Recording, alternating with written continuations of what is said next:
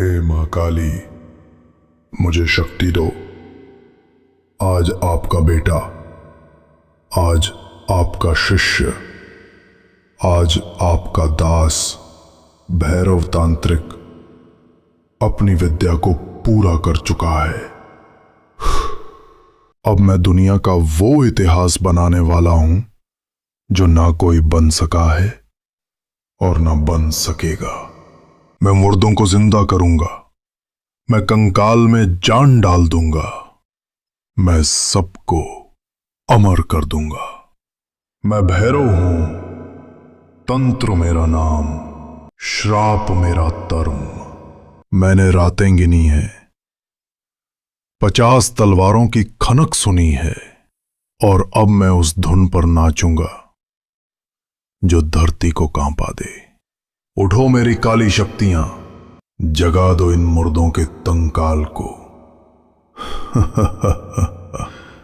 कोई नहीं कर सकता मेरी बराबरी। मैं सब पर राज करूंगा, मैं सर्वश्रेष्ठ हूं।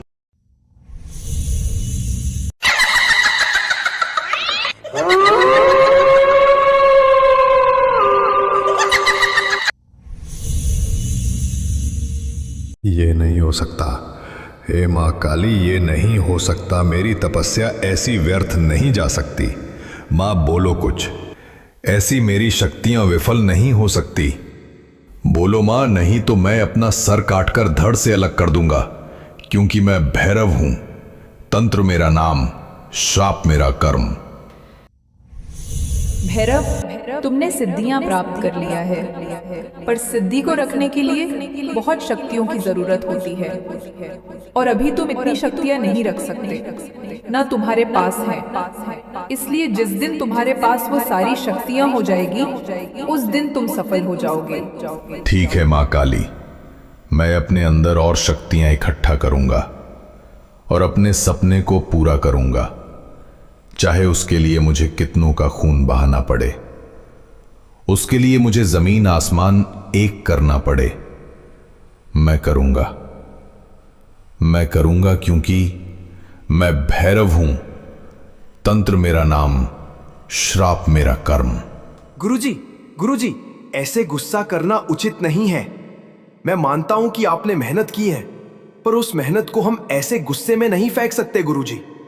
मैंने कुछ सुना है कि जानकीपुरम एक राज्य है जहां पर 2 दोस्त मर गए हैं, और उनका एक दोस्त है जो जिन है, और वो उन दोनों को जिंदा करना चाहता है। उसके लिए वो दूर दूर भटक रहा है।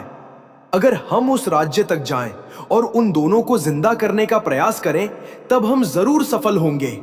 अरे मूर्ख, जब हम एक कंकाल को सही से खड़ा ना कर पाए, जब हम एक कंकाल को थोड़ी देर के लिए जीवित कर पाए, तो भला हम उन इंसानों को कैसे जिंदा कर सकेंगे? क्या चाहता है कि भरी महफिल में मेरी बदनामी हो? क्या चाहता है कि मैं अपने आप को मिटा दूं? शांत हो जा, आवाज मत निकाल, नहीं तो तू मुझे जानता ही है। मैं भैरव हूं, तंत्र मेरा नाम, श्राप मेरा कर्म। गुरुजी, मुझे माफ करना, पर मेरा कहने का मतलब ये बिल्कुल भी नहीं है। हम उन्हें जिंदा कर सकेंगे क्योंकि उनके पास है उनका चाहता जिन, जो उन दोनों से बहुत प्यार करता है। और आप जरा सोचिए, आपको चाहिए बहुत सारी शक्तियां। अगर आप जिन्न से उसकी शक्तियां मांग ले और उसके बदले में उनके दोस्तों को जिंदा कर दे, तब आप सफल हो जाएंगे और आपकी जय जय जयकार पूरी दुनिया करेगी। ये हुई ना बात। तुम वाकई बहुत अच्छे चेले हो। मेरे मरने के बाद तुम मुझे जिंदा करना, और तुम्हारे मरने के बाद मैं तुम्हें जिंदा करूंगा। मुझे कोई नहीं मिटा सकता, स्वयं यमराज भी नहीं मिटा सकता, क्योंकि मैं भैरव हूं, तंत्र मेरा नाम, श्राप मेरा कर्म।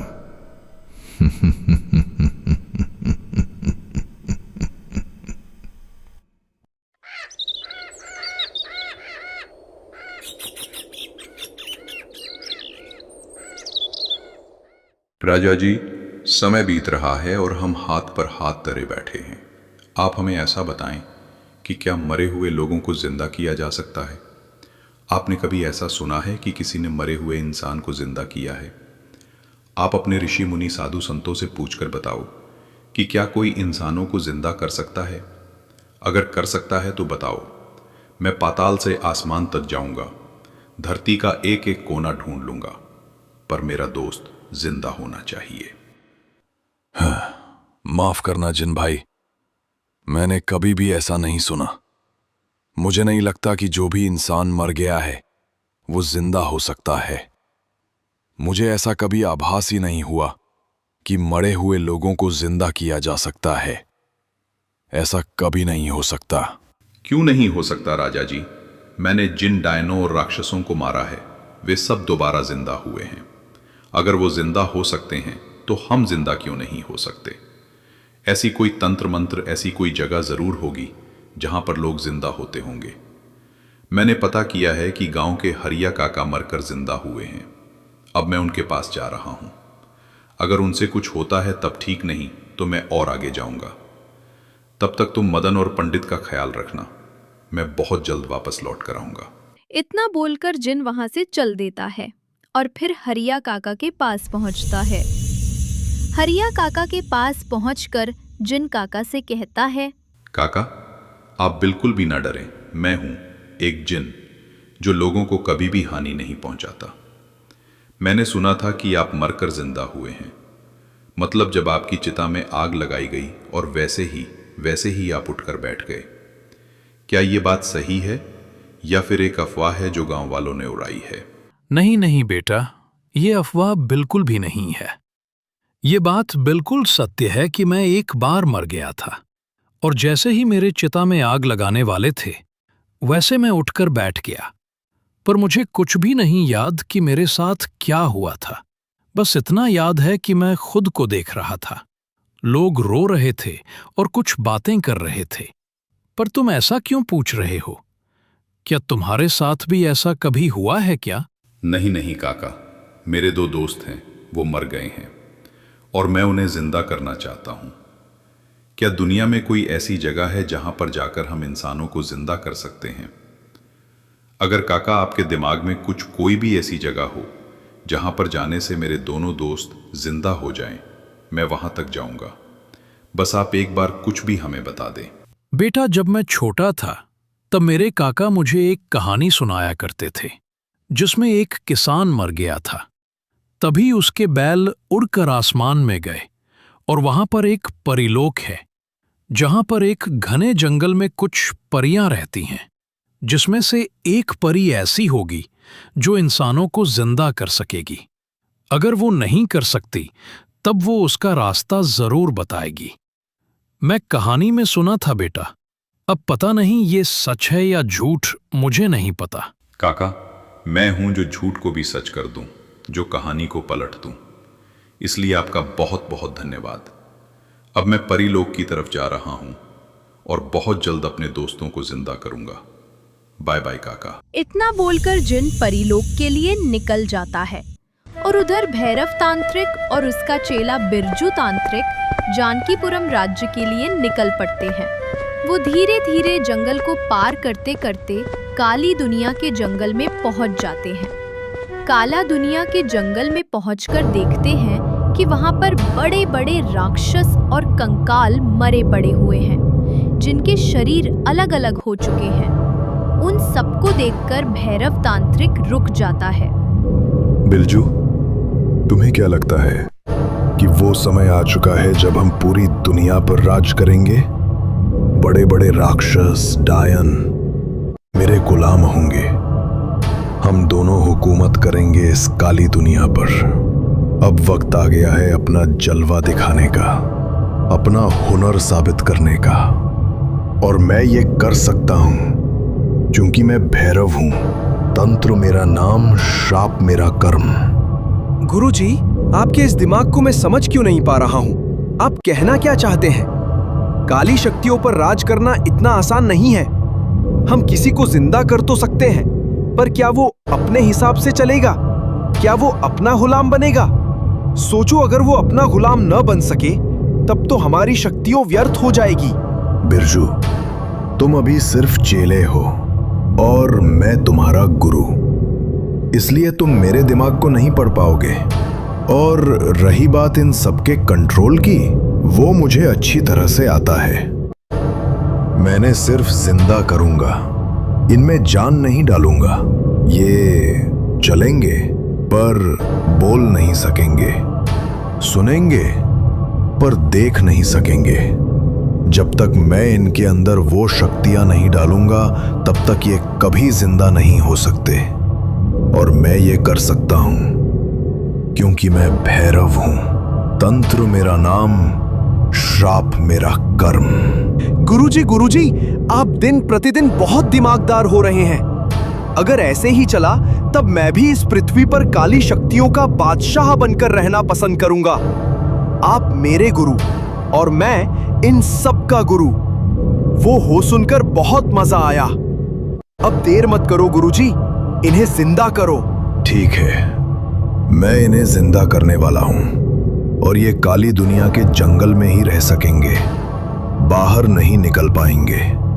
मैं ऐसा मंत्र लगाऊंगा कि जब तक मैं चाहूंगा तब तक ये सभी यही सरेंगे, और जब मैं चाहूंगा तभी ये सब बाहर निकल पाएंगे, क्योंकि ये मेरे तंत्र मंत्र से जिंदा हो जाएंगे। पर जान तभी पड़ेगी जब मेरे पास शक्ति आएगी। ओम क्लीम विलिम फट स्वाहा। इतना बोलकर भैरव तांत्रिक अपना मंत्र पढ़ता है और देखते ही देखते हैं उस काली दुनिया के जंगल के सभी राक्षस खड़े हो जाते हैं।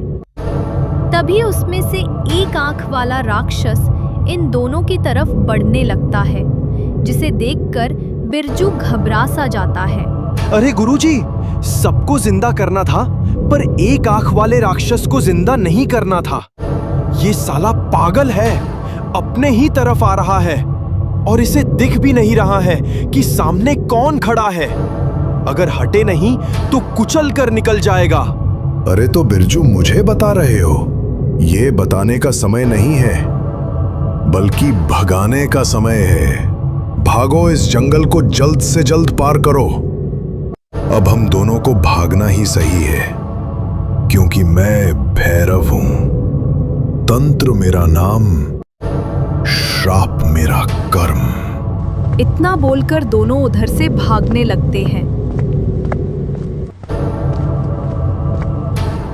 भागते भागते आखिरकार वे काली दुनिया का जंगल पार कर देते हैं और एक आंख वाला राक्षस काली दुनिया के जंगल की सीमा पर रुक जाता है। गुरुजी, मैंने बोला था हम राक्षसों पर विश्वास नहीं कर सकते, लेकिन आपने मेरी एक बात नहीं मानी। अभी खामखा मारे जाते या तो कुचले जाते हैं। कहां गई आपकी तंत्र मंत्र? इसलिए मैं कहता हूं, सोच समझकर जो भी करो करो। मैं थक चुका हूं, अब मुझे आगे कंधे पर उठाकर लेकर चलो। मैं नहीं चल पाऊंगा। अरे बिरजू, तू जवान है और मैं बूढ़ा। मैं तुझको उठाकर ले जाऊंगा। शर्म नहीं आती तुझे? इतने बड़े जंगलों में छोटी मोटी बातें होती रहती है। मुझे पता था ये सब होगा, लेकिन ये सिर्फ काली दुनिया के जंगल तक ही आ सकते हैं। उसके बाहर नहीं जा सकते, क्योंकि मैं भैरव हूं। तंत्र मेरा नाम, श्राप मेरा कर्म। गुरुजी, आपका ये डायलॉग सुनते सुनते मैं बेहोश हो जाऊंगा। अब बंद भी करो ना। आपको पता होना चाहिए, जानकीपुरम अभी जाने में महीना लग सकता है और आप इन मुर्दों को जिंदा करने के चक्कर में अपना समय गंवा रहे हैं। बाबा, जल्दी जल्दी मेरे साथ चलो, नहीं तो मैं दौड़कर भाग जाऊंगा और आप अपने तंत्र मंत्र से उड़ते गिरते और संभलते हुए आना। ठीक है बिरजू, गुस्सा मत करो। अब मैं कुछ नहीं करूंगा। चलो, अब जानकीपुरम रुककर ही आराम करूंगा। वादा करता हूं तुमसे, और मैं कभी झूठा वादा नहीं करता, क्योंकि मैं भैरव हूं। तंत्र मेरा नाम, श्राप मेरा कर्म। इतनी बात कर वे दोनों जानकीपुरम की तरफ निकल पड़ते हैं। और उधर जिन परीलोक पहुंचकर परी की राजकुमारी से बात करने लगता है। राजकुमारी, मैं पृथ्वीलोक से आपके इस परिलोक में आया हूँ। मैं आपके बारे में सुना था। आपकी बातें कहानियों में बहुत अच्छी लगती हैं। इस सफर का पीछा करते करते आपके पास आया हूँ। आप हमें इतना बताएं, क्या आप मरे हुए इंसानों को जिंदा कर सकती हैं, या कोई रास्ता है जिससे मरे हुए इंसानों को जिंदा किया जा सके? नहीं नहीं, हम मरे हुए इंसानों को जिंदा नहीं कर सकते। हाँ, बात सच है कि परियां मरे हुए इंसानों को जिंदा करती थीं, पर इसकी कहानी बहुत लंबी है। बहुत समय पहले परीलोक की परियां पृथ्वीलोक घूमने गई थीं, और फिर वहां पर एक राजा की रानी मर गई थी, जिससे वहां की सारी प्रजा व्याकुल थी, और राजा भी। परियों को उन पर दया आ गई और उन्हें जिंदा कर दिया। रानी को इस तरह जिंदा होते देख सभी लोग अचंभित हो गए, और फिर सभी परियों को कैद कर उनसे उस विद्या को सीखना चाहा। उन पर बहुत प्रताड़ना किया गया, और जब वे सब उस प्रताड़ना को नहीं सह पाईं, तब आखिरकार उन्हें इंसानों को जिंदा होने का राज बताना पड़ा। जैसे ही इंसानों को ये सब पता चला, वैसे ही वो सभी परियों को मार डाले। तब से परीलोक किसी भी इंसान को जिंदा नहीं करता।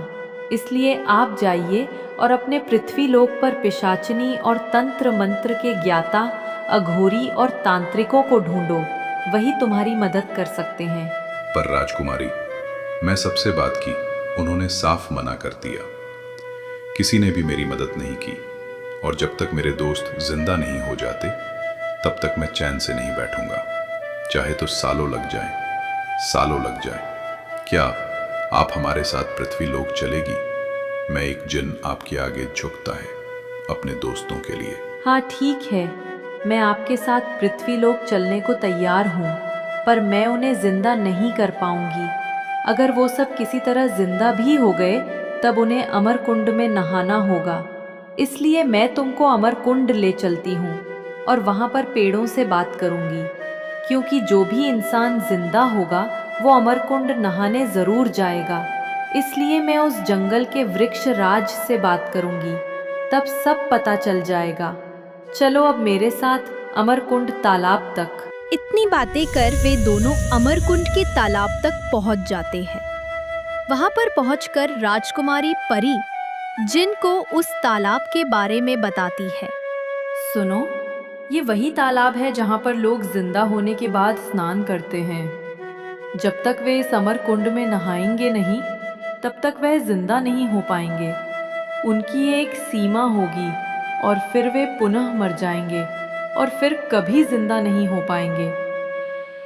इसलिए मुझे इस जंगल के वृक्षराज से बात करनी होगी कि उन्होंने इससे पहले कितने लोगों को जिंदा होते हुए देखा है।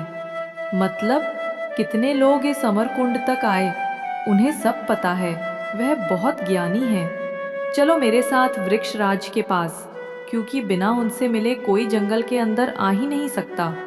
पर राजकुमारी, मुझे संदेह है कि क्या वृक्षराज सच में सच बोलेगा या फिर झूठ, क्योंकि इंसानों ने वृक्षों पर भी बहुत बड़ी प्रताड़ना की है। हमको नहीं लगता कि वृक्षराज इंसानों की मदद करेगा, क्योंकि इंसान किसी का भला कभी किया ही नहीं, सिर्फ अपने स्वार्थ के लिए सब कुछ किया है। अनगिनत पेड़ों को काट डालते हैं। नहीं नहीं, ऐसी बात नहीं है। वृक्ष भी इंसानों को पढ़ सकते हैं। वे भी समझ सकते हैं कि सामने वाला कैसा है, लेकिन वे स्वभाव के बहुत ही अच्छे होते हैं। उन्हें पता है सामने वाला उन्हें काटने आया है, फिर भी वह उन्हें फल देते हैं, और इस फल को खाकर वह उन्हें काट देते हैं। वह दिल के बहुत दयालु होते हैं, इसलिए हम घबराओ नहीं, और वह हमारी मदद जरूर करेगा। वैसे भी एक बार परीलोक की परियां यहाँ के वृक्षों की मदद की थी, इसलिए वह हमेशा हमारी सेवा के लिए तत्पर रहते हैं। अब समय बर्बाद ना करें और मेरे साथ वृक्षराज के पास चलो।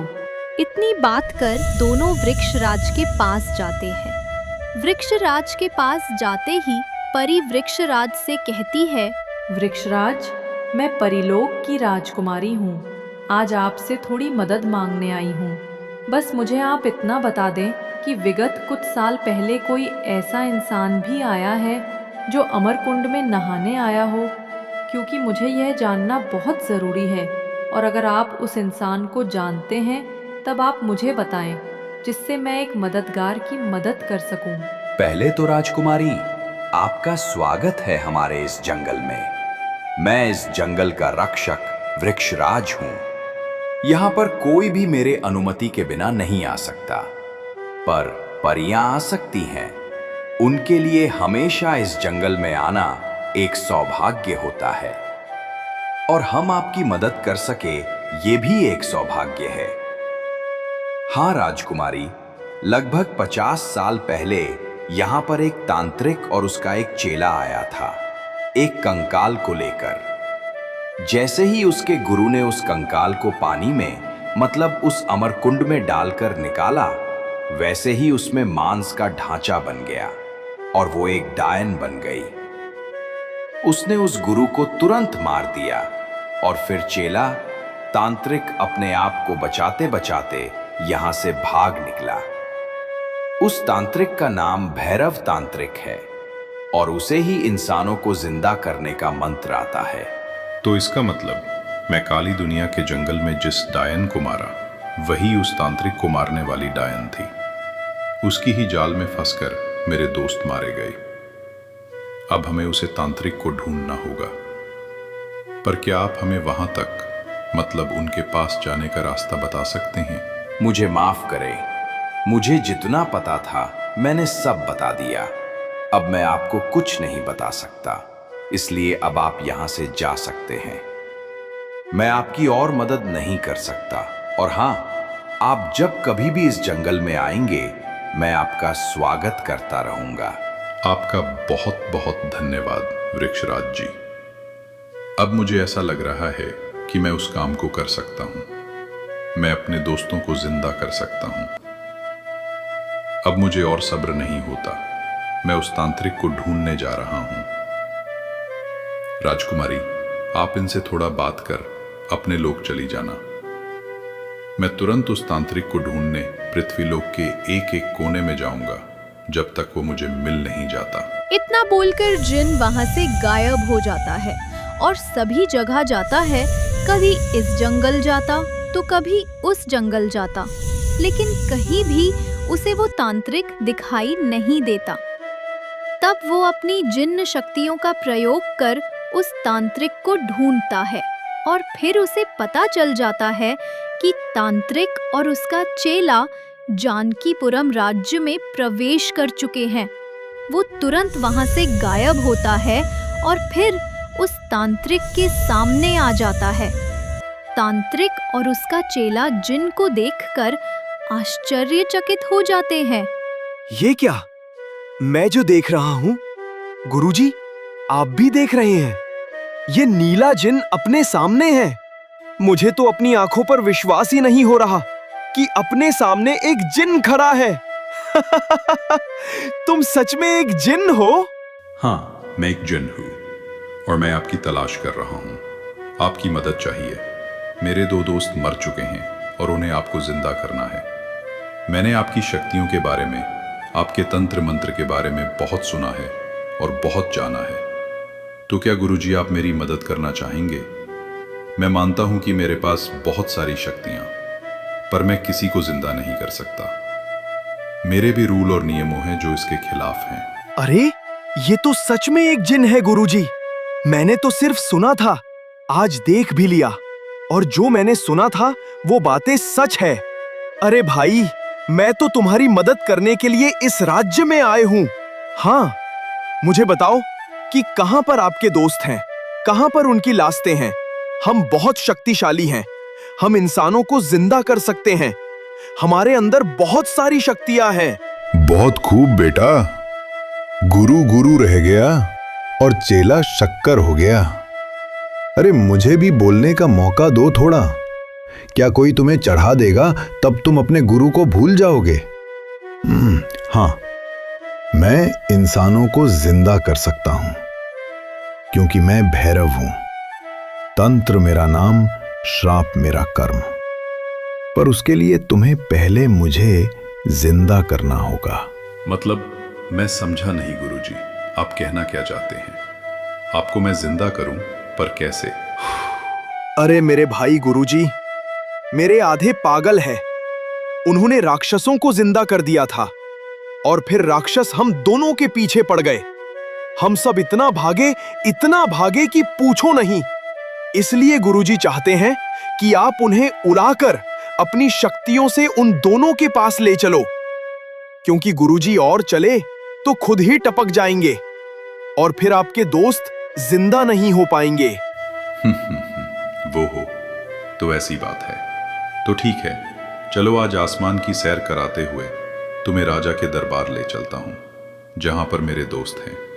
तो हे जिन्नी शक्तियां, मेरे साथ इन दोनों तांत्रिक को उड़ाकर उस राजमहल में ले चलो जहां पर मदन और पंडित हैं। जिन के इतना कहते ही वे सभी राजमहल पहुंच जाते हैं।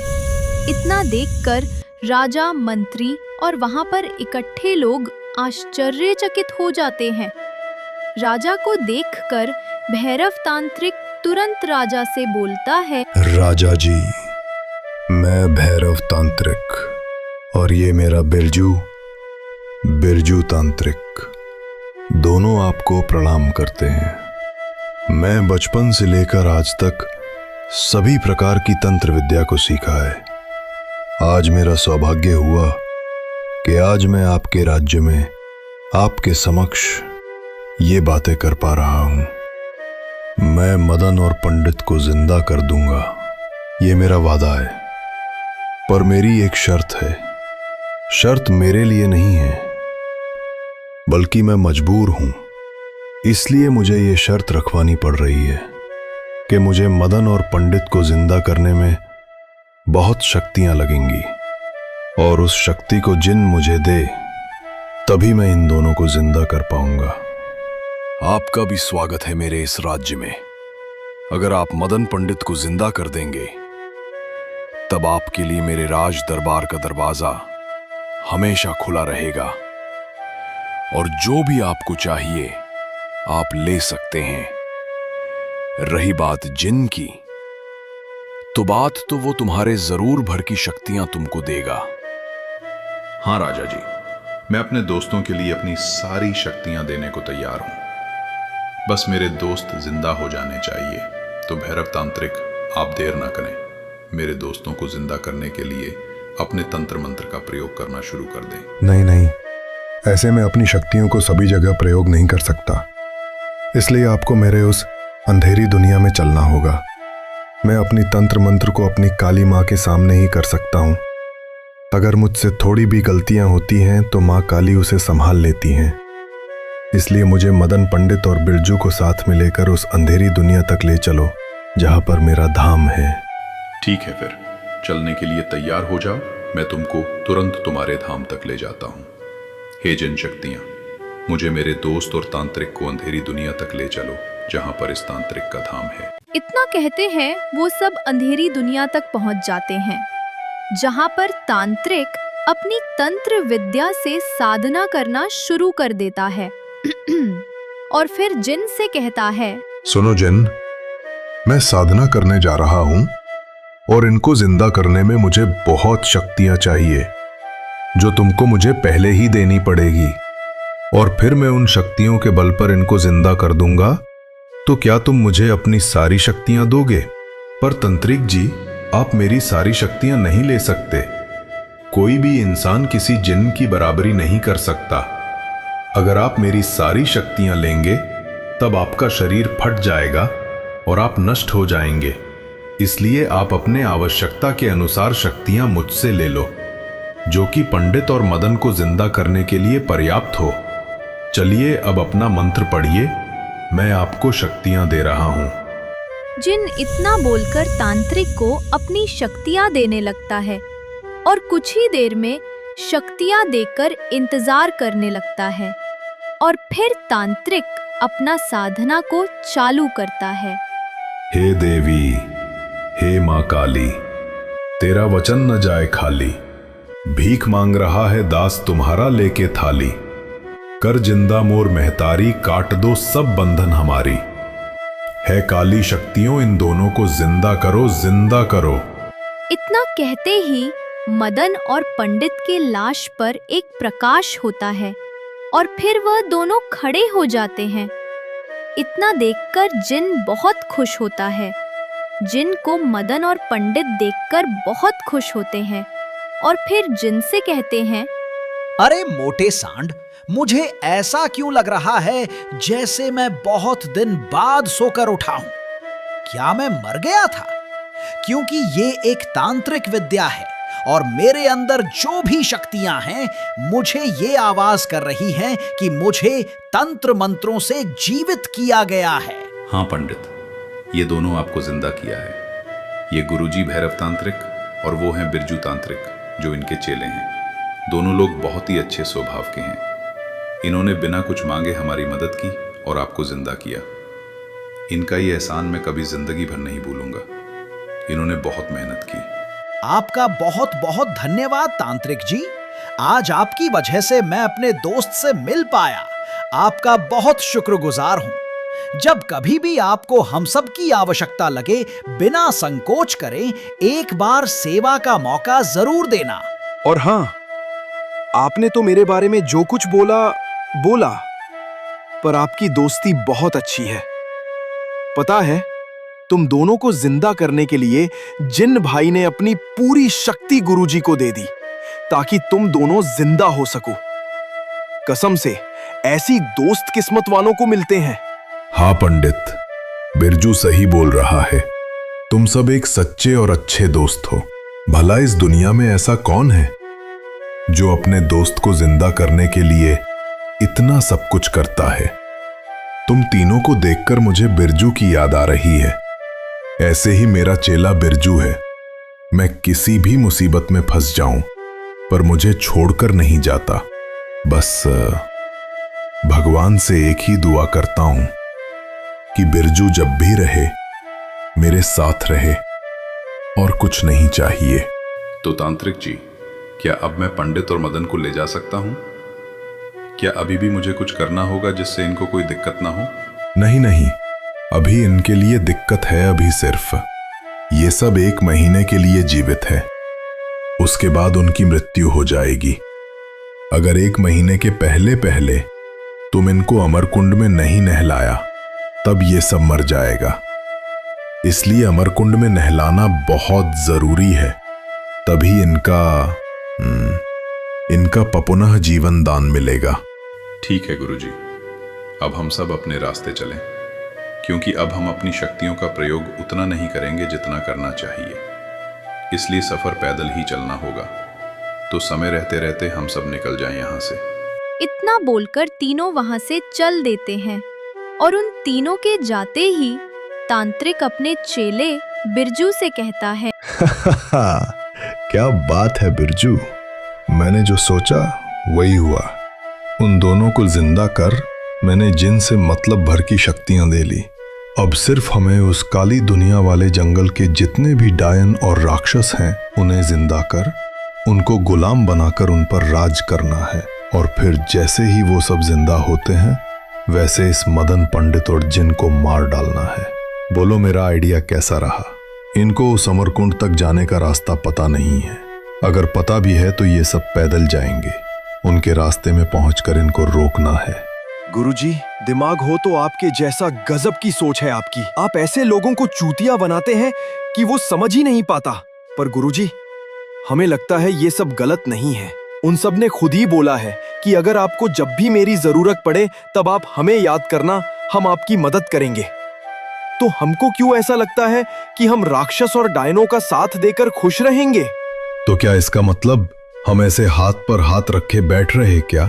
तू नहीं चाहता कि हम भी दुनिया पर राज करें? सोचो, हम अमर हैं, हमें कोई नहीं मार सकता। कोई मारेगा भी तो हम एक दूसरे को जिंदा कर सकते हैं। इसलिए घबराओ नहीं और मेरे साथ उस काली दुनिया के जंगल चलो। गुरुजी, आपकी बातें बिल्कुल सही है, पर अगर हम अकेले अकेले मरेंगे तब तो ठीक है, तब हम एक दूसरे को जिंदा कर सकते हैं। अगर हम दोनों साथ में मरेंगे, तब हमें कौन जिंदा करेगा? कभी सोचा है? इसलिए मेरी बात मानो, हमें उनके साथ देना चाहिए, उन्हें रोकना नहीं चाहिए। बिरजू, तू अपने गुरु से जबान लड़ाता है, ये मत भूल तू मुझसे है, मैं तुमसे नहीं। इसलिए मेरी बात को मानो और जहां मैं चलता हूं वहां तक चलो। जो मैं करता हूं उसको करो। अब जो होगा देखा जाएगा। अगर बात बन गई तो हम राज करेंगे, नहीं तो फिर इधर अपने धाम लौट आएंगे। क्योंकि मैं भैरव हूं, तंत्र मेरा नाम, श्राप मेरा कर्म। इतनी बात कर ये दोनों काली दुनिया के जंगल की तरफ निकल पड़ते हैं।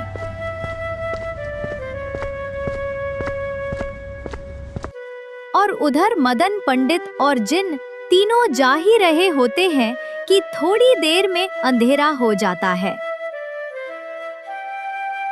अंधेरा होने के कारण और थकान के कारण पंडित, मदन और जिन एक पेड़ के पास रुक जाते हैं। अच्छा, मुझे ये बताओ कि तुम मुझे जिंदा करने के लिए अपनी शक्तियां तांत्रिक को क्यों दिया? अगर मैं मर गया था तो मर जाने देते। मुझे जिंदा क्यों किया तुमने अपने साथ? ठीक नहीं किया, और मेरे साथ भी ठीक नहीं किया। मैं बहुत गुस्से में हूं, बस अब मुझसे बोलो ना। पंडित, तू ही गुस्से में नहीं है, मैं भी गुस्से में हूं। जिन भाई ने हम दोनों के साथ जो भी किया बहुत गलत किया। अगर हमें जिंदा करना ही था तो अपना नुकसान क्यों किया? हम सब मर गए थे तो मर जाने देते। बोलो, जिंदा क्यों किया? अरे भाई लोग, ऐसे कैसे छोड़ सकता हूं? इतना सफर साथ में किया, मैं अकेला कैसे रह सकता हूं? मैं लाखों साल जीवित रह सकता हूं, और जब तक जीवित रहूंगा तब तक मदन और पंडित जीवित रहेंगे। तुमको मरने नहीं दूंगा।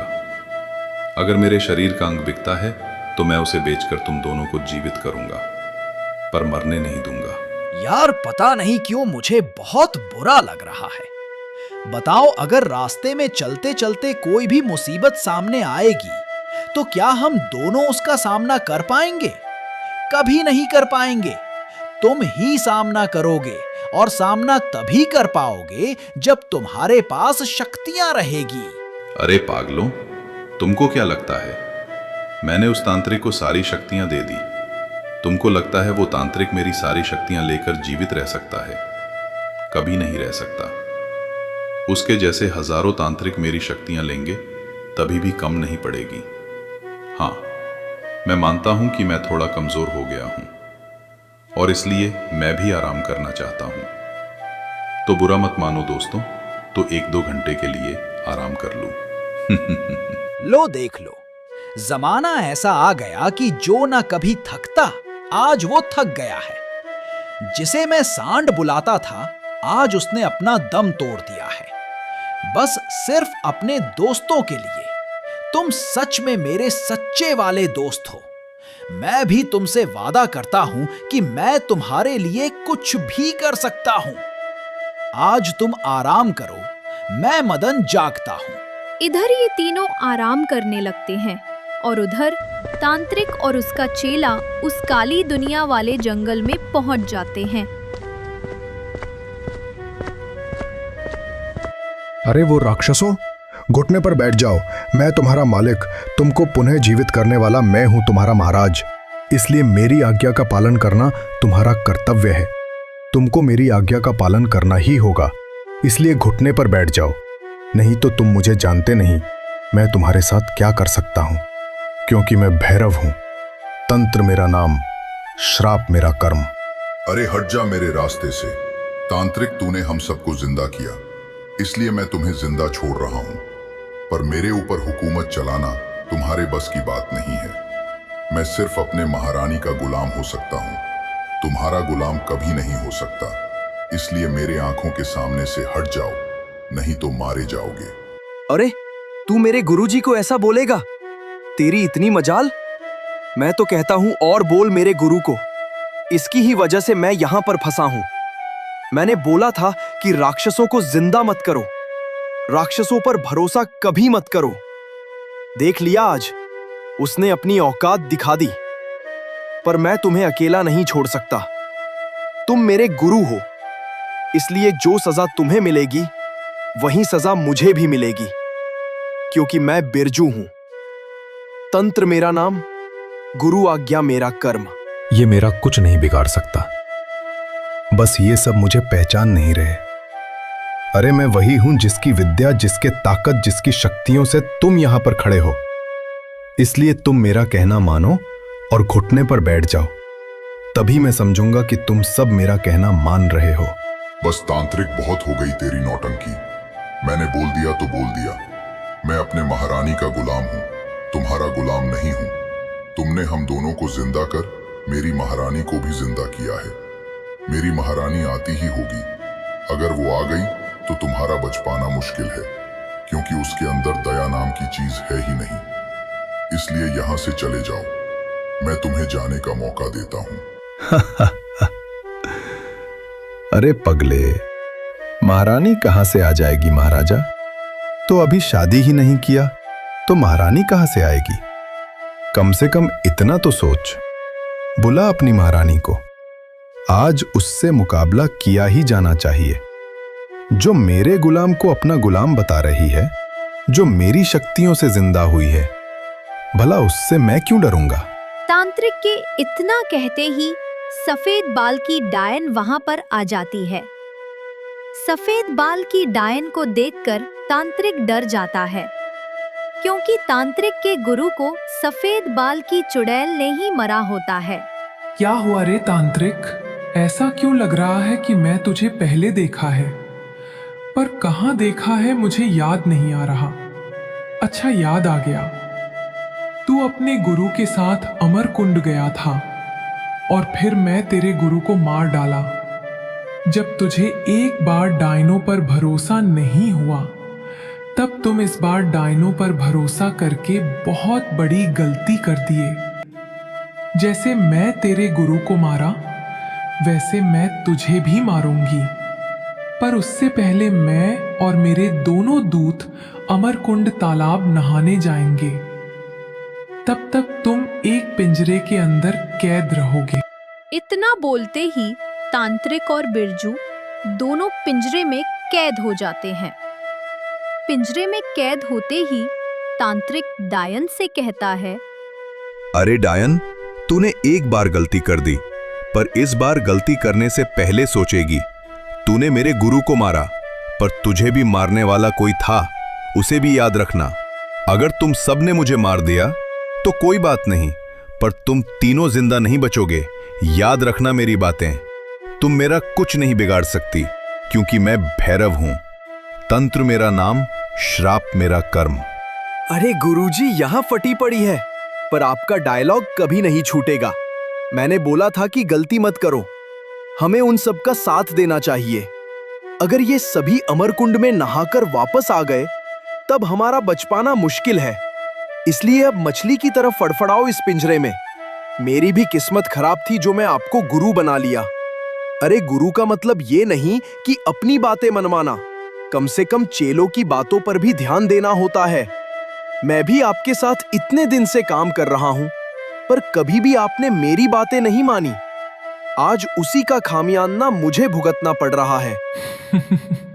अरे तांत्रिक, कम से कम चेले से तो सीख लेते। मुझे लगता है कि तुम्हारे से ज्यादा ज्ञान तुम्हारे चेले को है। अगर तू आज उसकी बात मानता तो शायद आज इस पिंजरे में ना होता और आज मैं जिंदा ना होती। इसलिए मैं तुमको थोड़ा तीखी मौत मारूंगी और तुम्हारे चेले को थोड़ा सस्ती और अच्छी मौत मारूंगी। पर मारूंगी तो दोनों को। बस मेरे लौटने का इंतजार करो। ठीक है, जाना है तो जा, पर याद रखना, लौटकर इधर वापस नहीं आ पाएगी, क्योंकि उधर तुम्हारा बाप गया है और जब तुम उसको देखोगी तब तुम्हें अपनी मौत याद आएगी। याद रखना, जहां तुम जा रही हो वहां पर कोई और भी गया है और मुझे पूरा विश्वास है कि तुम तीनों रास्ते में जरूर मिलोगे और जैसे मिले वैसे तुम्हारा मारना तय है। और इस बार अगर तेरी मौत हुई तब तुझे जिंदा करने वाला कोई नहीं आएगा। ठीक है, अब जो होगा देखा जाएगा। अगर मेरे रास्ते में कोई आया तो वो मर जाएगा, चाहे जो हो। अब चलो यहाँ से। इतना बोलकर वो तीनों वहां से चले जाते हैं। और फिर इधर जिन और मदन पंडित तीनों अपने सफर के लिए निकल पड़ते हैं। चलते चलते वे सब अमरकुंड के बहुत करीब पहुंचते हैं और थोड़ी देर में अमरकुंड जंगल के पास पहुंच जाते हैं। वहां पर पहुंचते हैं उन सबको वृक्षराज मिलता है। वृक्षराज उन सबको कुछ बोलता नहीं है और उन सबको जाने देता है। वो सब थोड़ी ही देर में अमरकुंड तालाब पर पहुंच जाते हैं। अरे सुनो दोस्तों, ये वही तालाब है जहां पर तुम सब नहाओगे। जैसे ही इस तालाब में नहा लोगे वैसे ही तुम हमेशा के लिए जिंदा हो जाओगे। मैंने बहुत इंतजार किया इस दिन का, मैंने बहुत परिश्रम किया इस दिन का कि मैं अपने दोस्तों को जिंदा कर पाऊं। पर आज आखिरकार वो दिन आ ही गया जिस दिन का मैं बेसब्री से इंतजार कर रहा था। पता नहीं क्यों मुझे खुशी के साथ साथ दुख भी हो रहा है, पर यह दुख नहीं बल्कि सुख का दुख है। मैं बहुत खुश हूं कि आज मैं अपने दोस्त को एक नया जीवन दान देने आया हूं। मैं बहुत खुश हूं। अरे मैं भी बहुत खुश हूं कि तुम जैसा दोस्त मुझे मिला।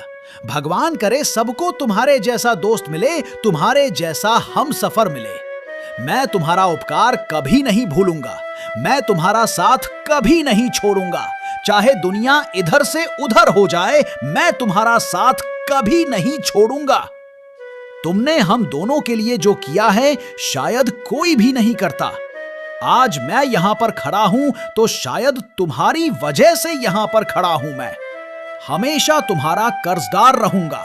हाँ पंडित, हम दोनों हमेशा अपने भाई का कर्जदार रहेंगे। और इस बार हमने एक गलती की और इस बार के बाद कभी भी ऐसी गलती नहीं करेंगे। जहां भी जाएंगे साथ जाएंगे, जहां भी रहेंगे साथ रहेंगे, जो भी खाएंगे साथ खाएंगे, किसी का साथ नहीं छोड़ेंगे। चाहे जो भी काम पड़े साथ में करेंगे। हम तीनों को यह वादा करना होगा, तभी हमारी जोड़ी अमर जोड़ी बनेगी। अमरकुंड में नहाने से पहले मैं एक बात कहना चाहता हूं कि जिन भाई, ये जिंदगी आपने दी है और ये जिंदगी आपके नाम कुर्बान कर दूंगा जब भी जरूरत पड़े। बस एक बार मेरा नाम लेना, मैं तुम्हारे लिए आधी रात को खड़ा मिलूंगा। अरे मेरे दोस्तों, तुम बहुत भावुक हो। अगर मैं तुम्हारी बातें सुनता रहा तब सुनता ही रहूंगा। इसलिए अब देर मत करो, तालाब में जाओ, डुबकी लगाकर तुरंत बाहर निकलो और फिर मुझे जाकर बताओ तुम्हें कैसा फील हो रहा है।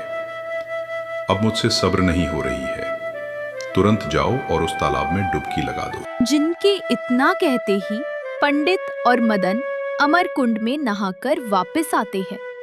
जैसी वो सब वापस आते हैं, वैसे सफेद बाल की चुड़ैल और उसके 2 दूत उसके सामने आ जाते हैं। इतना देखते हैं, जिन थोड़ा आगे आता है और फिर डायन से कहता है, एक बार गलती होती है, दोबारा गलती नहीं होती। इस बार तुम तीनों एक साथ आए हो और तुम तीनों को एक साथ मारूंगा। यही मेरी ख्वाहिश है। तूने मेरे दोस्त को मारा, तूने मेरे दोस्त को मारा। इतना बोलकर जिन गुस्से में सफेद बाल की चुड़ैल के साथ साथ उसके दोनों दूतों को पीटने लगता है और फिर थोड़ी ही देर में उन तीनों को मार डालता है और फिर मदन पंडित को आखिरी जोर के साथ जानकीपुरम राज्य ले जाता है। और उधर तांत्रिक के पास महारानी डायना आ जाती है, जिसे देखकर बिरजू डर जाता है। अरे गुरुजी, अब ये कौन? यहाँ पर तो एक से बड़े बड़े राक्षस और डायन है। अब तो ये हम दोनों को कच्चा चबा लेगी। अरे बिरजू, ये तो महारानी डायना है। भला ये वापस कैसे आ गई? ये तो मर गई थी। अब आगे क्या होगा, अगले भाग में देखा जाएगा। तो दोस्तों, कैसा लगा हमारा सफर? क्या आप चाहते हैं कि हम भैरव तांत्रिक और बिरजू को बचाकर वापस लाएं, या फिर उन्हें ऐसे ही उस जंगल में मरने दें?